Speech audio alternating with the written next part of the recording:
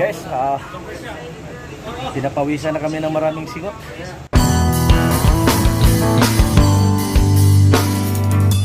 So itin. Ganyan kasi yan guys.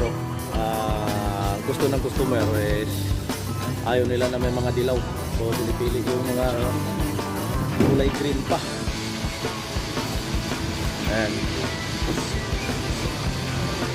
So pag may mga dilaw na guys, yan, binubukod na.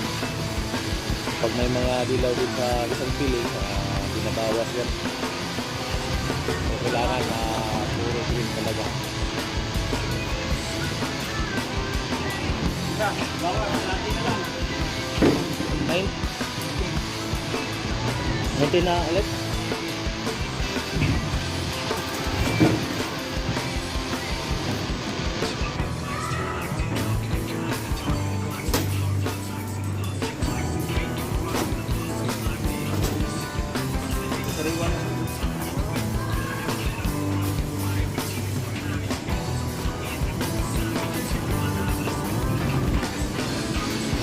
Dito, puro pinapawisan na guys.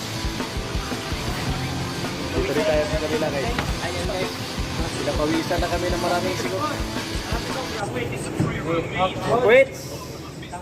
Kahon! Guys, pinagpawisan na tayo guys sa maraming suot guys. Grabe guys! Sana yung break. Pinapawisan na kami ng maraming sigot. Hindi na marunong Bisaya. Pati brief guys, wala na. Wala ding brief. So ayan, tutuloy pa rin kahit pinapawisan na. So bye-bye muna guys.